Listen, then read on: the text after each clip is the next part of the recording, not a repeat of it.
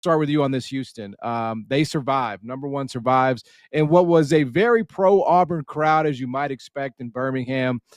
Houston starting over in some ways, trying to replace Juwan Roberts, incorporating some young guys. But, in many ways, it was more of the same with Houston and just, relying on that defensive identity. I think they got like 4 straight stops on Auburn there late. Just from what you saw, what'd you make of that performance from the Houston Cougars tonight? Much of the same. That's the crazy part. Whenever you watch Houston, it's much of the same. The difference with this team is I think Chris Sinak is an absolute dude. I think he's a dude. And he gives them just another guy besides JoJo Tugler. Defensively, the length, the athleticism. He's listed at 6'11", 240. That's pretty big. And you throw in how tough and physical they play the entire game. His body doesn't look like a freshman's body. So I thought he was exceptional tonight. What he ended up with, 18 points, 9 boards, ends up, I think, fouling out. But at the same time, like the amount of value that this Houston team has, and they had it last year, but this Houston team this season has 2 guys that can get you one, that you can hand the ball off, and Kingston Flemings and Chris Sinak. Yeah. That can go get you one. And not to say that they didn't have it last year, but it's a different level. So you look at the veteran leadership with Uzan being a senior, with Sharp being a senior, with Tugler being a junior. Like, they have some of these older pieces to play with these super talented freshmen. And these freshmen are not normal when it comes to a lot of these things. 6'11", 240 is not normal. 6'4", $190, already physically mature, not all that normal.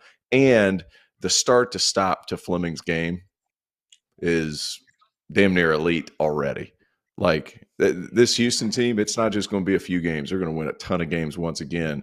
The Samson train keeps rolling. Yeah.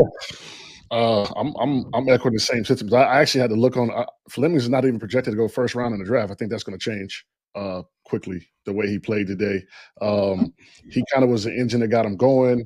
And then you got Sinak Jr., who, was fairly efficient from the field. He kind of gives them a little oomph that they didn't really have. Kind of like, okay, they got a guy down there that can kind of throw the ball to, and then just the surrounding pieces with Sharp and Uzan. They held Auburn under 40% shooting. Auburn missed 12 free throws. Your margin for error against Houston is not very strong per se. So you've got to do everything you can to beat these guys, and towards the end, freshman mistakes, that's going to change and shift as the season gets on, as they get older. But I mean, Houston is Houston, one of the best defending teams in the country. Auburn, I thought, played pretty well considering the circumstances. For Houston to come in, pro Auburn crowd, and come in and get a win on the road, essentially the top 25 team this early in the season. We're going to be seeing them and talking about them a lot this year. It was really weird.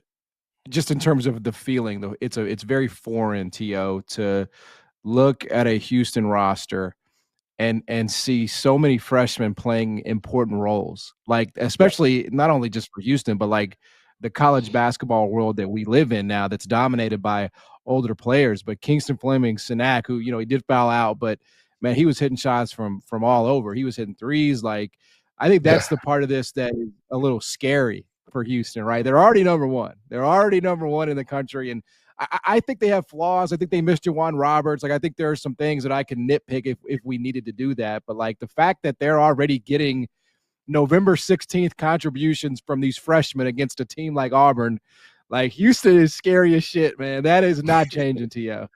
And the system that they run there, especially on the defensive end, is not easy to adjust to as a freshman. Now, I understand the modern day. It's like, what high school did you go to, John? Sickles High School, man. Yeah, so like all these kids are going to like Prolific Prep and all these places. Their practice habits are a little bit better than it used to be. Like, I went to Bradley Central High School, public school in East Tennessee. Everybody was still doing that unless you couldn't read. Unless you couldn't read, then you went to Laurinburg Prep. Like, you know what I mean? So shout out Sean Williams, man. I didn't call him out by name. He can read, though. I think he can read. I'm just saying that's where he went, man. All right. Okay, got you. But like that, you would go to a diploma mill in order to get that done. But like now it's changed. So like a lot of these practice habits, a little bit for these freshmen, are different because they're playing against high-level high school kids. And while there's some of the habits are still pretty bad, they're easier to clean up because they've been facing a certain amount of competition for so long at this point. So Yes. I thought Khalifa Sacco came in and did a nice job, especially there at the end, coming on the help side and getting that block. That's a kid who's well-traveled too. I saw him play at Utah State, and then he was at Houston State, and then now he's at Houston. It's like, he knows he's going to come in. He's not going to play much, but when he comes in, he's there to play defense, and came up with a big block towards the end of the game, 3 offensive boards. I thought he came in and played well. It's just, everybody says next man up, but like, you got to go get that next guy. That was an underrated find. Yeah. At the end of the game, John, there was Stephen Pearl was hot. He felt like there was a foul at the end of the game, and obviously they didn't blow the whistle. You've been in those spots as a big where you have a second left. It's coming to you. Like, could you just call a foul on that play like every single time? Like, did you think there was a foul? What was just your read on the end of that game? It's so tough in the games, right? Like you don't want the ref to determine the game a questionable call. I think him not calling was the right play, especially with the big fella coming on the backside. Just a tough. I mean, he got to where he wanted to go. Houston just was Houston, right? Size, athleticism, outside the paint. There's 2 guys there. He hits a shot, you tip your hat, but that possession right there is the epitome of University of Houston basketball, right there. Backside guy off at the lane, take a tough shot, you make it, we lose. And Houston won that game. And Houston made some mistakes down the stretch that gave Auburn a chance. I mean, yeah, absolutely. This is a 5-point game, kind of with a minute. He thought it was just going to kind of just sail over and Houston will get the win. So, some things to clean up. But with the freshman class, I kind of akin it to how Duke was last year. They're going to get better and better and better. Yeah. And it's going to be a sight to see, man, because they have the older guys with that, as we talked about before. You have the older core with the culture, and you infuse that into with some young talent. That's the formula for winning in college basketball these days. Most definitely. That was not Houston's best. I mean, they were dealing with foul trouble all game. Tugler fouled out. Sinek fouled out. Everybody was in foul trouble. Uzan was in foul trouble. So this year, NBA, college, I don't know what's going on, man. It's everybody's just fouling. I don't know what's going on. Hey, I think the officials are just so excited to give the continuation, man. They're just blowing that whistle every damn time. I've never seen so many people foul out, man. Every game, someone fouls out. I'm like, what's going on? I do think like free throws are up though. I don't remember where I was reading it, but like the free throw rate is way up this year. And we'll see, if that doesn't settle by the end of the year. But T.O., I do want to touch on Auburn here. I think you're mute. I think we got you muted. It's freaking Dagan. He's done this 3 shows in a row now. Dagan has done this to me 3 shows in a row. The sideline out of bounds.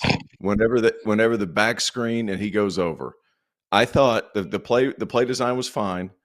Keyshawn Murphy mistimed his jump, and Uzan caught it perfectly. That's what happened there. Because whenever you have a guard that's trying to chip and stay back, of course he's going to get in your legs. But at the same time, Murphy just mistimed his jump. The play before that with the block shot by Sacco that I just talked about, I think Isaiah Harwell might have gotten away with one. Yeah. Because if you go back and you watch it, his left hand is down and it goes across Pettiford's arms. Obviously, you don't want to have the game decided by an official. However, Pettiford's left-handed and he was going up with that left hand. So to say it wasn't at least disturbing the shot or the shot quality, and these aren't technical terms in the rule book, but all that being said, he came out of his cylinder, came out of his area to contest. I think they might have gotten away with one, but all that being said, like just another toughness play. And Houston's figured this out, and you guys know this. Like if you foul every play, they can't call every foul. Yeah, they've been doing this. Like they've been doing this. So tough all the way around. From Steve Pearl's angle, like you could see where the guard is like underneath him, and that's all well and good. But at the same, but Murphy, excuse me, he just mistimed his jump.